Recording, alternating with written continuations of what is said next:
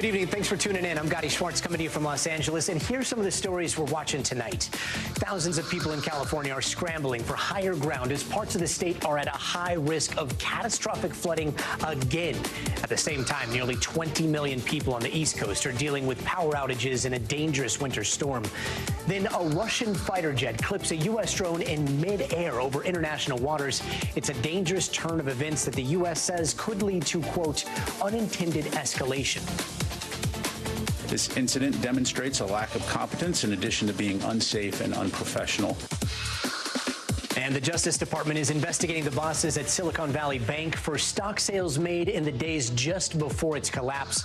Plus, President Biden's decision to approve a massive drilling project on federal land in Alaska is met with protests and setting up a legal fight. And there's a new and improved version of ChatGPT, and the results are stunning. But should we be moving so quickly? That conversation on the future of everything next.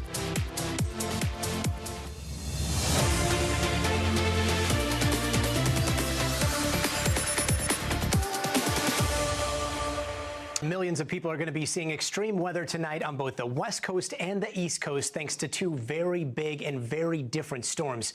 On the East Coast, a nor'easter is bringing down the snow. We've got more on that soon. But here on the West Coast, a dire situation is unfolding in Monterey County. That's where a levee breach and rising water levels are devastating a community. I want to cry, but what's crying going to do, you know? It's just sad. And a quick look at what's happening in the rest of the state. Heavy winds and rain have brought down a bunch of power lines. Power is out for more than 300,000 people, and more rain and snow is on the way up in the Sierra Nevada mountains, which right now is already under a ton of snow. The rain and snow combined could lead to more roof collapses or really dangerous runoff. People at the UC Berkeley Central Sierra and Snow Lab just showed off what their facility looks like after more than a foot of fresh snow today. Take a look. In the summer, when you go down to the entrance of the lab, it looks like this. But right now, it's a little bit snowier than it is. NBC News correspondent Nyala Charles joins us now from Pajaro, California, where the water seems to be rising. Nyala, this levee breach, how close are they to fixing it? Well, Gadi, the officials have made, the crews there have made a lot of headway. It went from a breach of about 400 feet to now 30 feet, but it's still going to be weeks before it's fully functional. Take a look here at the Pajaro River so you can get an idea of just how close we are to the levee. The issue is, although the storm has passed, the water through this town of Pajaro continues to run through, and that's why residents since Friday haven't been able to get back into their homes. They did receive that evacuation order on Friday. That's when most of them left, but the issue now for them is they don't know when they're going to be able to come back. So that means their access to shelter, food, and other essentials has been very limited because they left with such a short amount of time there that a lot of their things were left behind, like the cars here. Gadi?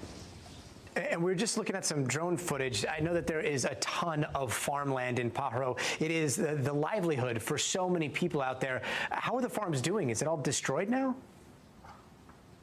Well, there's a lot of strawberry fields here, and that's how a lot of the community here makes their living. This is a migrant community. It's low income. A lot of the people work on those strawberry fields because they're flooded. That's the next concern for people. Not only when can I come back to my home, but also when they can go back to work again. And at this point, they say it's probably months until that happens because now the crop is completely ruined. Gadi? And how big of an evacuation area are we talking here? Is that still in effect, and any word on when people might be able to come back home? Still no word on when people are able to get back home, but I did end up speaking to two people who work for the strawberry fields here. They have a couple of kids, and they really just want to come back home. They're one of the lucky people who are able to live with family during this time, but listen to what they had to say. Tengo dos hijos, un niño de 14 años y mi niña de 4 años. Y mi niño de 14 años, él tiene asma. Pues haz de cuenta como ahorita el dinero que tenemos con mi esposo, nomás pues podemos estar viviendo como por un mes más. Ya para el mes para adelante ya no vamos a tener para seguir así como sobreviviendo. So one of the biggest issues here has been connecting people with resources. Although the county says there are lots of resources available and emergency shelters open, because the people here of Pajaro had to leave so quickly, they don't have transportation to get to those shelters. So that's been hard for them. And also there's a lot of language barrier here, so that prevents them from getting the information they need as well. So going forward here, Gadi, I want to show you again this amount of water here. And another thing that's interesting is a lot of this water, officials tell us, is from the runoff from the mountains that are continue to come through communities like this one. So although the storm has passed, again, the water here is still an issue. It's also contaminated, so that means residents here can only drink bottled water. And officials say that it will take time for them to assess the damage here at the homes, and until they do that, they're not letting anybody back. Gadi? Praying that those water levels continue to go down. Nayela, thanks so much. Meanwhile, on the East Coast, the snow is coming down, putting tens of millions of people under winter weather alerts. High wind and snow bringing down power lines in several states. Right now, over 150,000 people there don't have electricity. It's also making both land and air travel extremely dangerous. Take a look at this insane video out of Rochester, New York this morning.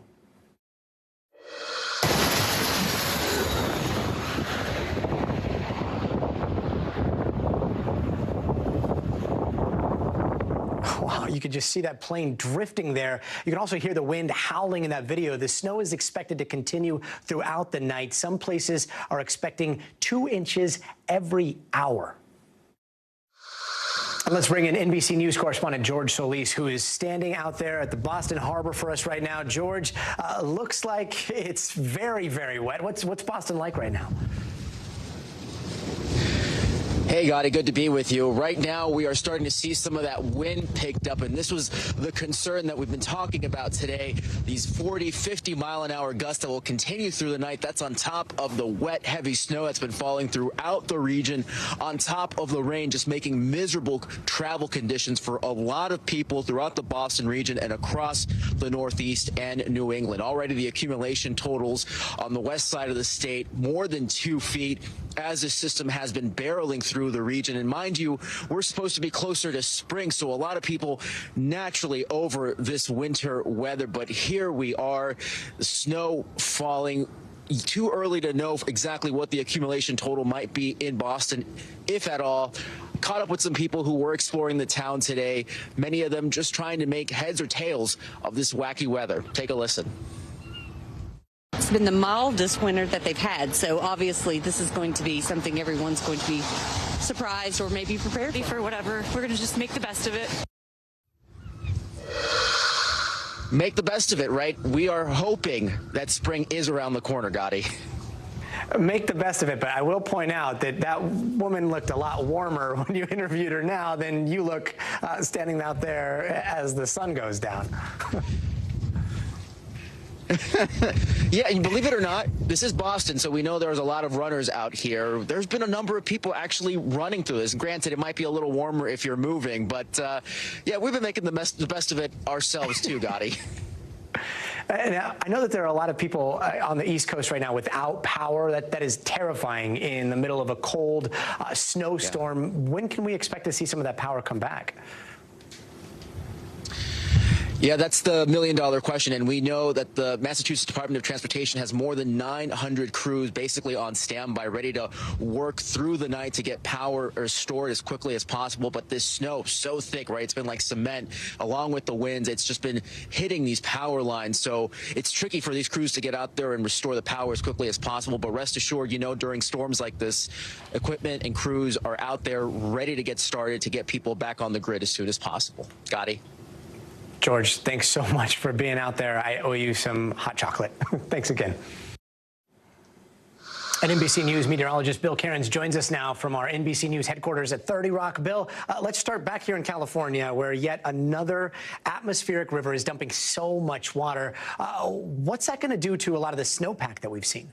Yeah, it just depends. Some of the snowpack is so deep it just absorbs it and sucks it up. But we're really concerned with those areas that got a lot of snow with the last atmospheric river, especially in those areas like San Bernardino, the mountains outside of L.A., because this time it's all rain, even at those peaks. And in the areas that only have a couple feet left, that's what we're most concerned with. So let me take in here. We still have our flash flood watches. A lot of these are going to be expiring soon, the northern half of California. But in Southern California, this is the concern through the night tonight. This is where the atmospheric river is setting up. We're already clear pretty much everywhere from about Cambria northwards. We're clear, but that rain is locked in here right now throughout the Los Angeles area. At times it'll be lighter, but we expect the heaviest rainfall around midnight to maybe around 3 a.m. That's when we could get, enough rainfall to get some flash flooding. Thankfully, a lot of cars will be off the roads at that time, but that is the concern. And here's the rainfall predictions for the rest of the event. So a lot of areas already had about a quarter inch to a half inch, but even around Lake Arrowhead, we're still expecting about another 4 inches of rainfall. So in areas that have really deep snow, that's fine. But in areas that only have a couple feet of snow or less, we're going to get the melting plus heavy rain. The runoff could be a big issue with mudslide and landslides. Even in downtown L.A., we could get another 1.5 inches of rainfall. Oceanside, about another 1.5 inches too, Gadi. So, yes, we do have concerns still. We're not done yet. I have another about 12 hours before we can give everyone in Los Angeles and Southern California the all clear. And Bill, the East Coast is seeing its first nor'easter of the season right now. Usually these come way earlier in the year. What's going on there? Well, this was a big one. I mean, and the fact that it wasn't like a light, fluffy snow either. A lot of people were like reporting big, heavy, wet snowflakes, kind of almost like the size of your hand. But this was the first snow total I saw up to 3 feet. So that's in the Catskills, the mountains, southern mountains of New Hampshire, almost 3 feet. So numerous states, even Massachusetts and the Berkshires, almost 3 feet. And in Vermont and the Green Mountains and the White Mountains, 32 inches of snow. So many areas had significant snow, but not the cities. The cities were too warm. Boston, Providence, included Hartford and New York. This was really an elevation event. You had to be outside of the valleys to get the really impressive snowfall. So now that we have about 100 to 200,000 people without power, we're still waiting to see how bad the winds will be overnight. We still have about 28 million people under wind advisories. Very windy from D.C. to Philly on the backside of the storm. But near the storm itself, the nor'easter, we still think we could get some really strong gusts, especially from Boston out towards the Cape tonight, 50 to about 55 miles per hour. So you'll feel the house shaking a little bit with that, and we could have some isolated power outages, especially any areas that still have that snow on the trees. And Gadi, I'll leave you with this. That storm on the West Coast, it has to move east. In the middle of the country, it looks like we'll get severe weather out of this in East Texas on Thursday and another bout of snow for our friends in the Midwest. And we're not done yet. This active weather pattern continues. Bill, I got to say, I feel a little bit better about seeing those Boston temperatures. 34 is above freezing. It is. Don't feel so bad for George Solis out there. Poor George. Bill, thanks so much. I know. Thanks again. All right, thank you. The fallout from that historic collapse of 2 U.S. banks continues tonight, but the banks that collapsed are now reopened and doing business as usual, just under different names and different FDIC now management after the leadership was fired. Meanwhile, the Department of Justice and the SEC are investigating how those 2 banks, Silicon Valley Bank and Signature Bank, hit failure so quickly. Sources tell NBC News that the DOJ investigation is going to look into whether bank executives sold any stock right before that collapse. And as for the new bank, it is called Silicon Valley Bridge Bank as of today, and the new CEO said that they are open and asked customers to come back and help the bank rebuild its deposit base. Meanwhile, U.S. bank stocks seem to rebound today after that shaky ground yesterday. We're going to bring in NBC News technology correspondent Jake Ward. Jake, this is all happening so fast. The banks collapsed, but if you were a customer on a long camping trip without Wi-Fi for a week and you came back to cash a check, would you even notice? That is a great way to think about it. I don't know how I would even try to explain to that particular camper how the world had changed since they went away. But, in theory, that person would come back, would go to the branch, see the change of name, and be greeted probably by a very friendly FDIC representative. We spoke to several of them on site yesterday who would say, you know what, we still have the same products and services. Any contract you had with this bank continues. All our vendors are contractually obligated to continue serving you in the way that they have. I mean, a bridge bank, Gadi, is basically just one that's under a regulatory authority but is being operated as usual while they look for a buyer. That is, of course, the outcome that everybody is sort of hoping for here. But you're right. If somebody went away on a camping trip and came back, their money would still be there. But, boy, I sort of love the idea of not being around for all the drama of the last few days and just picking up where we left off, Gadi. Yeah, it gives you a reason to go camping. Can you talk to us about the DOJ and the SEC investigations? What are they looking for? Well, the DOJ, as you mentioned, is, according to multiple sources that have been talking to NBC News, they're looking at many things, but insider trading is one of them. We know that these banks, like so many institutions, did allow executives to sell stock. And we know that the CEO himself sold $3.6 million worth of stock about 2 weeks before this collapse. Whether there's anything improper there, we don't know yet. That's what the DOJ and SEC are going to be looking into, so we don't know if any charges are going to be filed, if anything is happening, but we do know that a probe has begun. And Jake, do you think people can stop worrying about this happening at their bank, or is this a whole new world where people can panic faster than ever before based on real or fake information and then pull their money out just as fast? Is this a brave new world? Well, it is a brave new world, but I will just say right off the bat, like, if you, like me, have no more than $250,000 in any one bank account, and I don't have anything like close to that in mine, unfortunately, then you're fine. Like, literally, most Americans, the average American has something like $50,000 in the bank at most, and so you are fine. If you're in any kind of FDIC insured bank in the U.S., that's the beauty of living in this country. Your money is safe. But it is, of course, the larger macroeconomic issues that we're seeing here. It is the high rates of inflation. It's the high interest rates. It is all of these things that are making it hard for people to make money in the ways that banks traditionally have, that has driven them to take these big bets, and in this case caused some really big losses. That's what created this whole problem. So as the CEOs I've been speaking to at the startups that got into trouble at Silicon Valley Bank have told me, as other corporate bank customers have told me, you never really had to think about where you were putting your money before, but now you have to look at those macroeconomic trends if you're going to put in more than $250,000 into a bank. That said, for you and me, putting in these more modest sums, it's not a big thing. Taking your money out of the bank, not the right move at this time. I'm not qualified to give you investment advice, but that's what all the experts are saying to us. Jake, leave it to you to put a silver lining to not having $250,000. Thanks so much. And up next, it was a high-stakes game of pushing a U.S. drone to the edge when a Russian fighter jet made a dangerous mistake over the Black Sea. What we know about the moment that has both countries even more on edge. And later, a stay-tuned original report from the Kensington neighborhood of Philadelphia. We're going to take you to the fight against Trank, a street drug with a deadly chokehold on drug users there.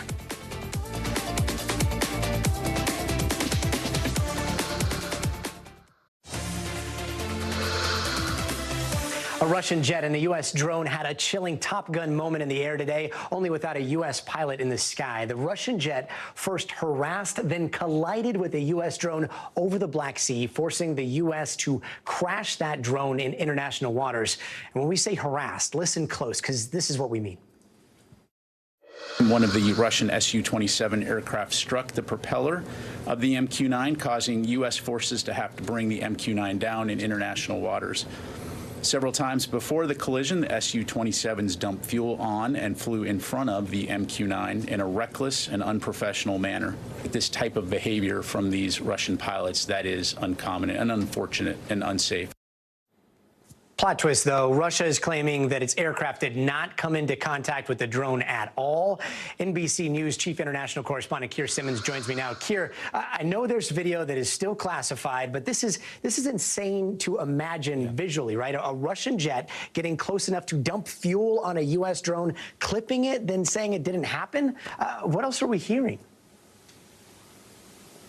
Yeah, and it's worrying, Gadi, too. There is confusion, there is rhetoric, and it's not clear whether this was deliberate or an accident, which doesn't help things. You played that sound of the U.S. Calling those Su-27 Russian pilots unsound and unprofessional. And on the other hand, that the Russian ambassador called to the State Department today, pointing out that these drones can be used for surveillance, as this one clearly was, but saying they can also be used for attacks. Take a listen. This drone can carry 1,700 kilos of explosives.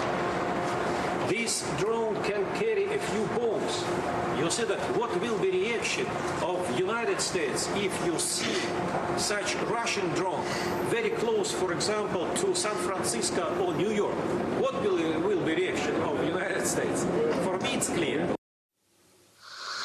And Gadi, the US saying this, look, this is international airspace. We will not be pushed out of this area. But this is exactly the kind of thing that has worried NATO for a year, the potential for a clash between a Russian fighter jet and a US drone, or any other kind of contact between the US and Russian military. This is a massive piece of U.S. hardware. Who's going to get this drone now? It went down over international waters. Does the U.S. get to retrieve it, or is Russia also going to be racing to try to get this and get their hands on it? You'd think there would be a race to try to get to it, wouldn't you? It's gone down in the Black Sea. That is, well, it's waters that has different countries operating there. But you think the Russians are more likely to get to it. The US, for that reason, is saying the data has already been wiped on the drone, so there's no point going to get it. I don't think the US is going to be able to retrieve it, and that you've got to think that's going to be worrying Washington, even if the data has been wiped. And Keir, what are the chances that this is going to escalate things more between us and the Kremlin? Well, it's hard to imagine how it gets more escalated, I guess, Gadi, but yes, that is exactly what will have analysts worried. And actually, honestly, in many ways, I think Defense Departments on both sides worried. The chairman of the Joint Chiefs, General Mark Milley, is apparently planning to call his Russian counterpart, General Valery Gerasimov, but get this, they haven't spoken since last year. So how do you deconflict if you aren't talking to each other? Now, look, you'll remember that when President Biden entered Ukraine, we thought the Russians didn't know about it for a few hours, and then it turned out that the US had sent a message. So maybe there has been contact, but the real nightmare here is the potential for a clash like this. I mean, just imagine, okay, the US is blaming Russia, and it appears as if this Su-27 pilot has operated incredibly dangerously. But just imagine if the Russian plane had gone down and a Russian pilot had died. I mean, it's not difficult to see how this kind of thing escalates into a very, very dangerous confrontation, Gadi. Absolutely. Keir Simmons, thanks so much. President Biden is calling for tougher gun safety measures as his West Coast trip continues in Monterey Park, California. That's the site of that mass shooting where a gunman killed 11 people at a dance studio back in January. Now, today, the president met with victims and their families while also promoting his new executive order designed to improve already existing gun laws. My executive order directs my attorney general to take every lawful action possible to move us as close as we can to universal background checks without new legislation. It's just common sense to check whether someone is a felon, a domestic abuser, before they buy a gun. NBC's White House correspondent Mike Mimley joins us now from Monterey Park. Mike, if this order was signed a year ago, do you think it could have stopped the shooting in Monterey Park? Yeah, Gadi, these are always difficult questions to answer, and the sad reality is that far too many of the gun crimes that occur in this country are committed with guns purchased legally. But there is one provision of the executive order the president signed today that may have at least factored into what we unfortunately saw here about 2 months ago. Part of the order calls for increasing awareness of what are so-called red flag laws. California is one of 19 states that has these, where individuals can petition to local governments to remove somebody's right to own a firearm if they're deemed to be a potential threat. There is reason to believe that the individual who committed this crime here may have fallen under that rubric. But regardless of whether that or any of the other provisions in the executive order would have helped in this matter, the reality and what the president was really trying to do here was speak to the fact that Americans are still frustrated at the level of gun violence in this country, the number of mass shootings in this country. He talked about how he has heard over and over again pleas for Congress, for Washington in general, to do something. And even if his executive order only saves a handful of lives, it's still something that he thinks needed to be done. And that was really the message he's trying to send with his trip here today, to put the pressure on Congress to go beyond what he's signing through his own executive authority today. And doesn't Biden need Congress for something like this, especially when you get into the Second Amendment territory? And if he doesn't need Congress, why didn't he just do it before? Yeah, on the latter question, Gadi, White House officials say that, some of the provisions of this executive order were months, in fact, 2 years in the making. The process really that led to today was one that began the second he took office. But what the White House says this executive order does, the real centerpiece of it is on this question of background checks. There has long been an effort to get universal background checks, to require every gun purchase to come with a background check. Gun safety advocates say that if the president follows through on what this executive order does, it could close two of the biggest loopholes having to do with sales of guns at gun shows or certain sales over the internet. So that's really a long a step in the direction that they want to go. But the president did say it himself. Ultimately, Congress is the one that needs to act here. And there's every right to believe that even when the president's executive order is fulfilled, there might be some legal challenges that speak to the issue you raised about the need for legislative action here. Mike Mimley, thanks so much. And coming up, the war against opioids. NBC's Dasha Burns visits the Kensington neighborhood of Philadelphia and shows us how the town has been taken over by a new drug, trank. But before we head to break, you got to see this. This Dashcam video shows a New Jersey state trooper waving down an oncoming car, signaling to the driver to slow down, but that guy did not get the message. Watch as the trooper jumps out of the way just seconds before that truck plows through. Police and first responders were working the scene of an earlier crash. Miraculously, no one was hurt.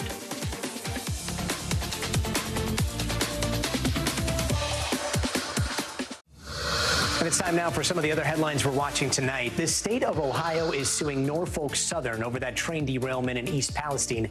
Today, the Attorney General called it entirely avoidable and talked about holding them to account. The company has repeatedly said that it wants to make it right. Our lawsuit is designed to make sure that they keep their promise. President Biden has given the green light to a controversial oil drilling project in Alaska called the Willow Project, while protesters say the plan that would open the nation's largest expanse of untouched land for oil production is a broken promise that Biden made during his campaign when he said he would end drilling on federal land. And Facebook parent company Meta announced another round of layoffs today. 10,000 more employees will lose their jobs over the next few months, according to Mark Zuckerberg, who keeps referring to 2023 as Meta's, quote, year of efficiency.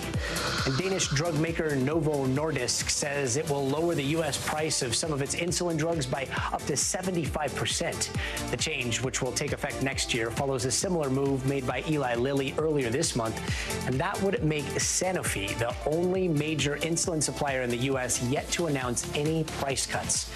And the Justice Department is suing Rite Aid for what they say were hundreds of thousands of illegal prescriptions.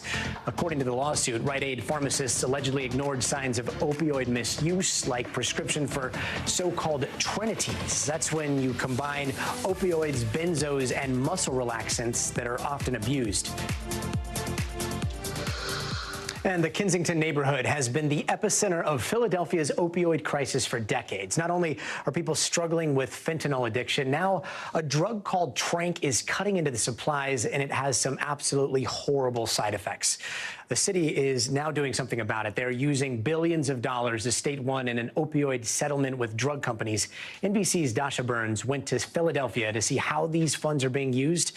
And a warning, some of the images you're about to see are disturbing. This is a typical day in Kensington, a neighborhood in Philadelphia. As police, homeless services, sanitation services come and clear out areas like this one, in the debris, you'll often find images like this. Narcan stashed away in a wall right next to a syringe. A life-saving treatment alongside the thing that kills. This place is the epicenter of Philadelphia's opioid crisis, the largest open-air drug market in the Northeast. On a given day, 400 to 800 people are on the streets here looking for their next high. But Kensington is also home to thousands of families, their lives impacted by this crisis. Every day here, scenes of heartbreak. Curtis Benson is looking for his daughter. She's addicted to opioids and has been missing for 3 weeks. She had got about 9 months clean. And just took a turn for the worse. I just need to know that she's still amongst the living. I just don't know what else to do. According to the Philadelphia Police Department, fathers like Curtis are a common occurrence here. We get it once or twice a day. You'll have parents come up, grandparents, aunts, uncles, showing us pictures. Philadelphia had its highest death toll ever from unintentional drug overdoses in 2021. And for the first time, Black Philadelphians were hit the hardest, making up 42% of the lives lost. And it's getting worse. Further poisoning the drug supply here is xylazine. See, you're not screaming like before. That's a plus sign. Also known as Tranq. Okay. It's an animal tranquilizer that sedates while getting you high and leads to both intense withdrawals and severe wounds. The city is piloting a mobile wound care van to combat Tranq's effects. Why is a wound care van necessary in this community right now? Individuals are getting these wounds from injecting the xylazine, and this can lead to amputations. This can lead to flesh-eating wounds. It might inhibit a person to getting treatment or housing. We met Eric when he asked the police to get him treatment for his wounds. That's from the Tranq that they've been mixing. You're in pain, it makes you more likely to use because you want to relieve the pain. Even though it was the drugs that created the wounds? There is no fentanyl that doesn't have Tranq in it. Tranq further complicating problems for residents, outreach workers, and law enforcement here.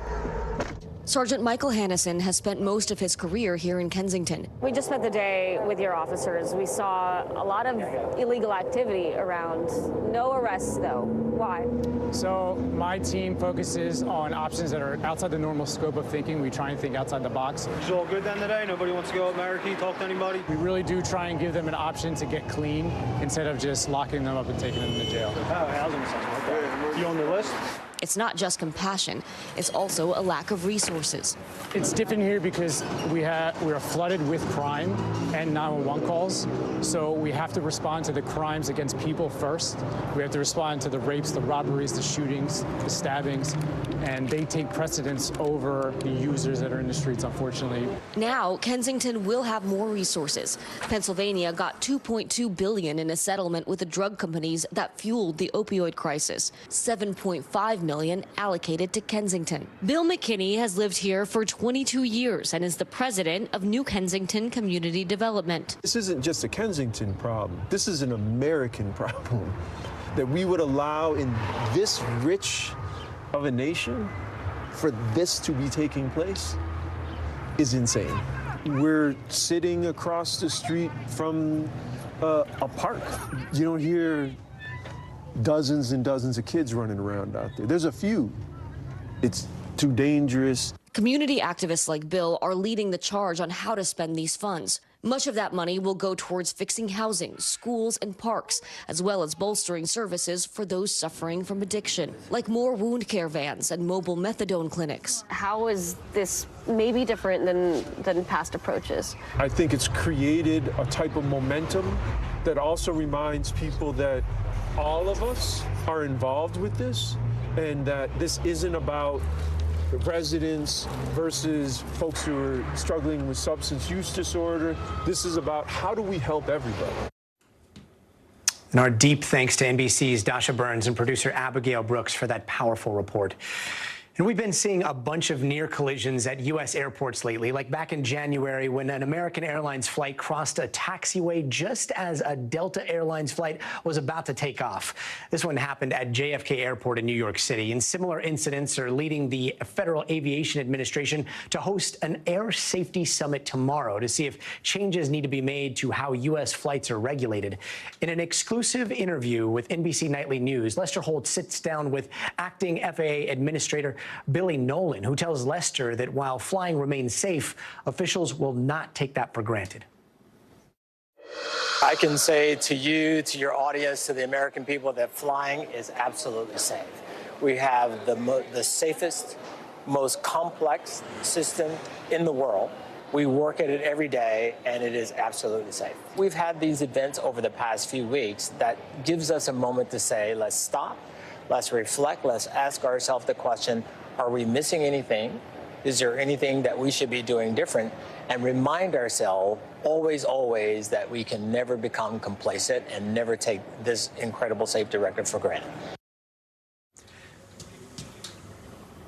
And inflation isn't just being felt at the grocery store or the gas pump. Last month, rent prices rose to 8.8%, which is more than a 2% increase from this time last year. Affordable housing is harder to find than ever, and more would-be homeowners are stuck renting. NBC's Steve Patterson has that story. In Spokane, there's an ever-intensifying fight. Tenants versus landlords. Landlords, please don't raise the rent just because we get a few more rights. The battle lines drawn at a packed city hall meeting. Two groups sparring over a rental reform ordinance aimed at giving tenants more rights. Our mom and pop landlords might not make it, and we're the ones that supply most of the low-income housing.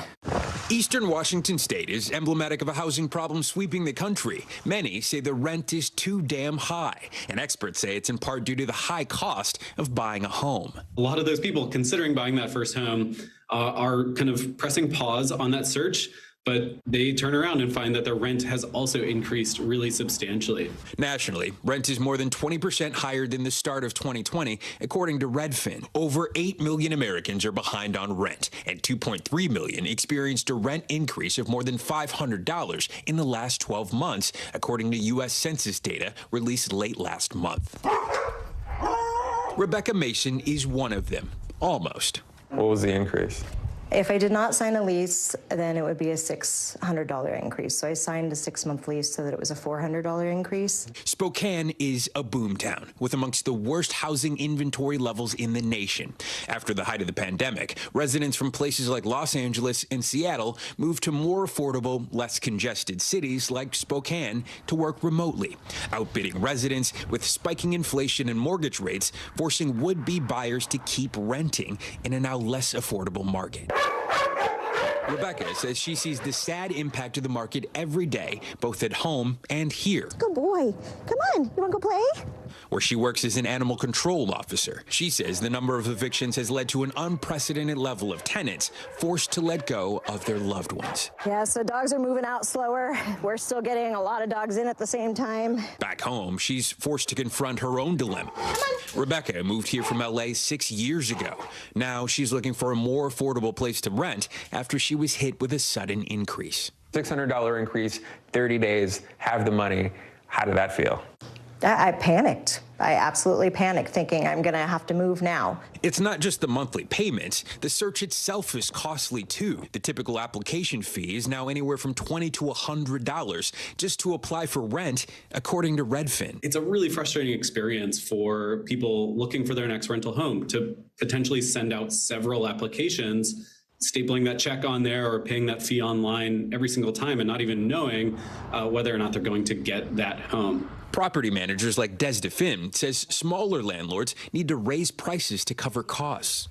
Insurance is going up. Utilities are going up every single year. And so this is how I earn a living. This is how I feed my family, is selling real estate and managing property. And without a regular paycheck, I need to know that my rent and my mortgage is covered. Both sides of the fight say the problem is in plain sight. There just isn't enough affordable housing. The city needs to look at providing more multi-family homes and opportunities for people to purchase lower-cost homes. And joining us now on set is Steve Patterson. Steve, how's the hunt for affordable housing playing out right now all across the country? Well, it's really difficult, and I think a lot of people can relate to what Rebecca was saying in that spot.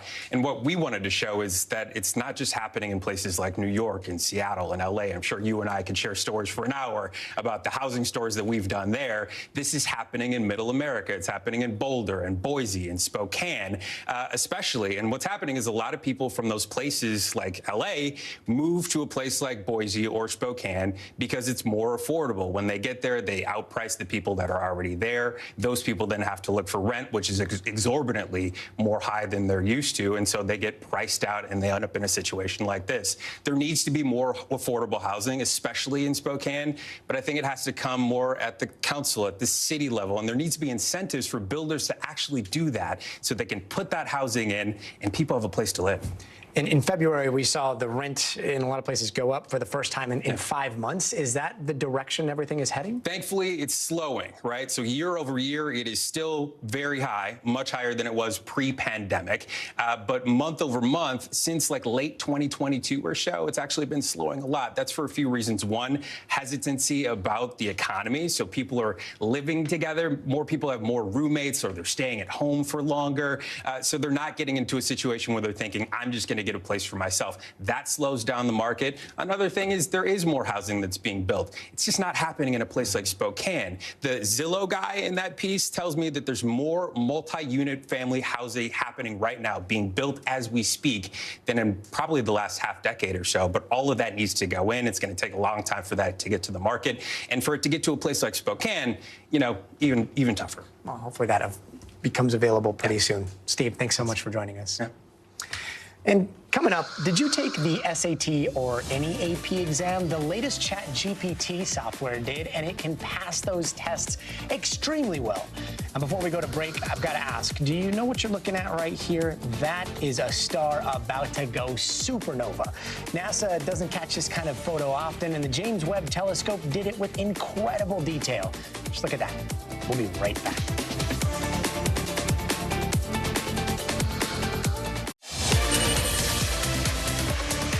And we begin our Future of Everything segment in space. NASA says there's a small chance that an asteroid might crash into Earth in the year 2046. Now, the newly discovered asteroid's diameter is about the size of an Olympic swimming pool. The good news, the chances of a collision are less than 1%, and it is more than 13 million miles away. Still, NASA says this is something to keep an eye on.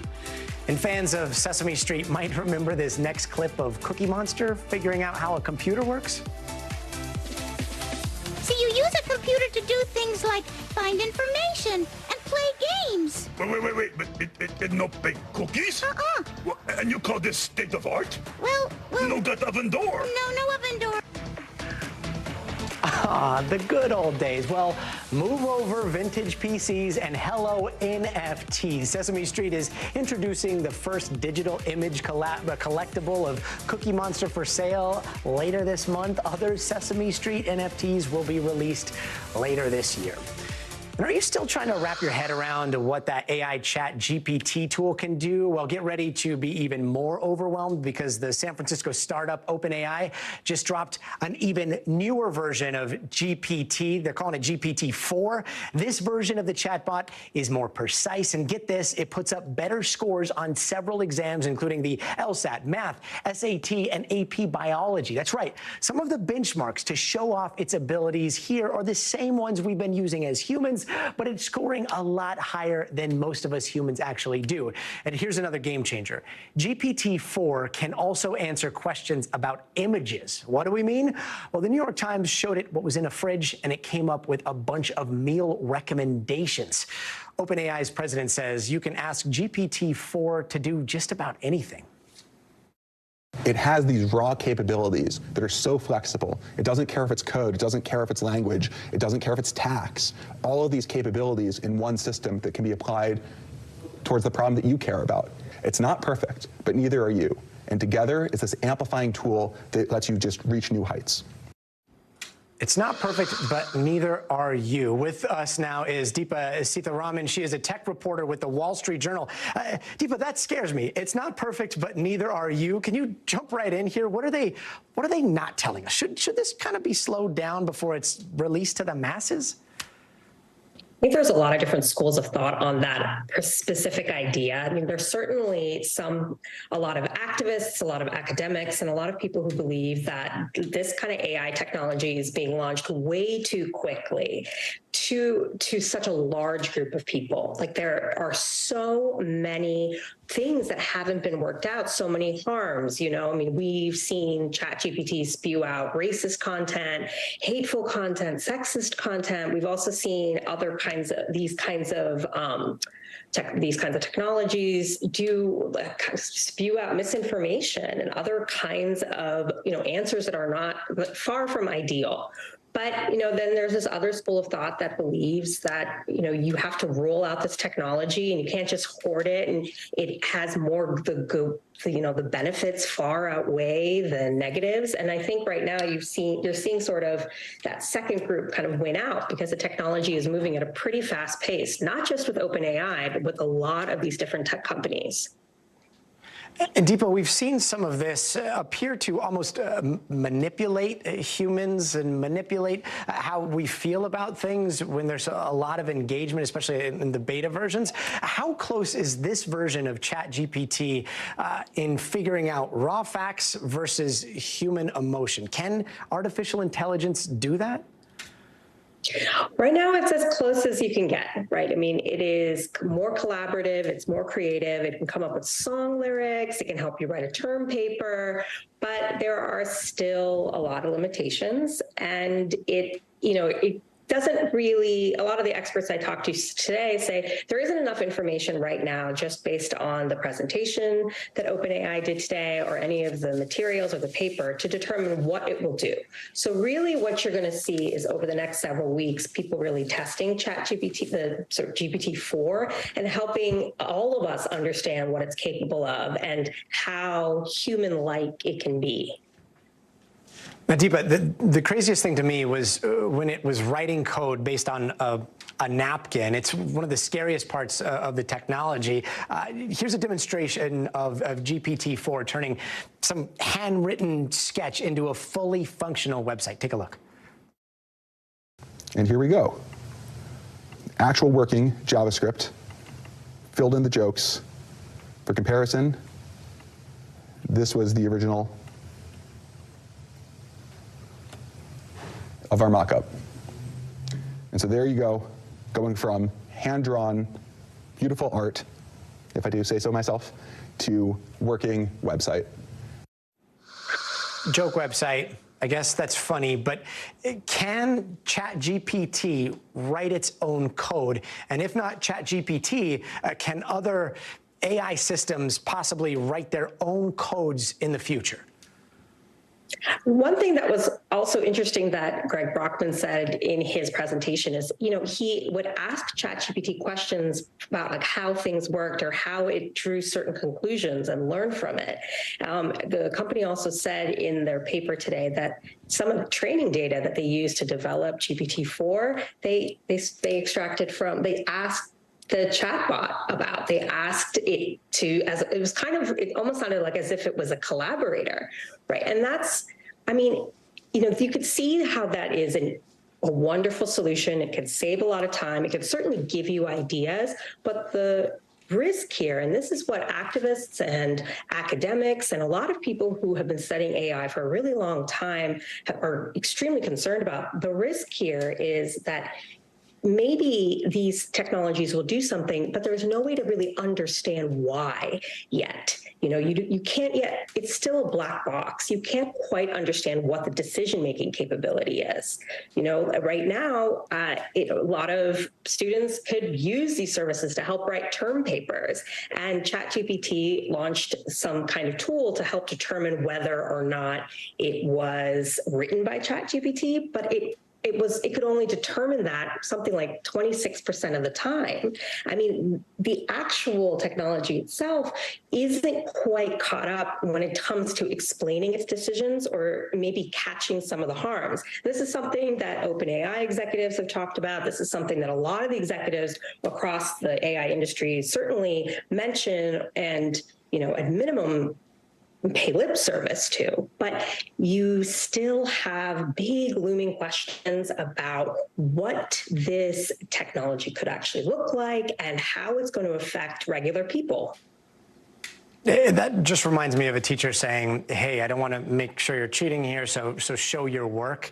This space still seems very, very unregulated. Deepa, thanks so much for joining us. Thanks for having me. And before we go, we're going to introduce you to some folks who are really making a difference. They are giving job training to those with developmental disabilities, and that is straight away, so stay tuned.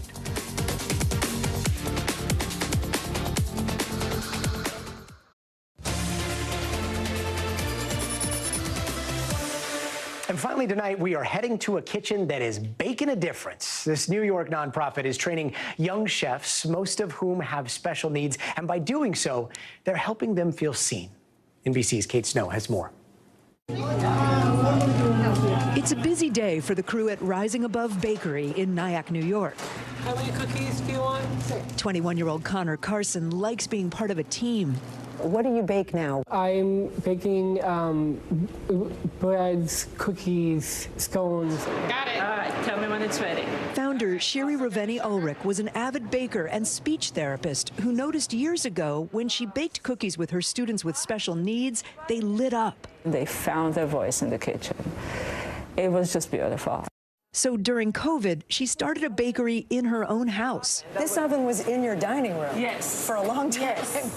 This January, they finally moved to a temporary storefront, employing young adults with developmental disabilities, supported by volunteers. What's the idea? To give them a meaning, to wake up in the morning and say, I want to go to work. I want to be as important as anyone else. I'm going to take the glaze that's already done here. Luke Garrison showed me how to make a maple glaze. I do make mistakes. Everybody makes mistakes. But I grow and learn from them. It's just so much harder. Lisa Carson is Connor's mom and serves on the bakery's board. The minute he walked in the door, what he brought to the table was valued. They really saw him for who he was. Rising Above Bakery won't have this space much longer. The nonprofit is raising money, hoping to secure a permanent storefront. What do you like about working here, Connor? Being seen, I think, is the most important thing. Being seen? Being seen. So that means, like, I think, like having customers come in and see how we can work together. Do you think this place has kind of changed your life? I think it did, yes. It really opened my eyes to see who I am. And that is the sweetest recipe of all. Kate Snow, NBC News, Nyack, New York. And that does it for us tonight. I'm Gadi Schwartz. Until tomorrow, stay tuned now. Thanks for watching our YouTube channel. Follow today's top stories and breaking news by downloading the NBC News app.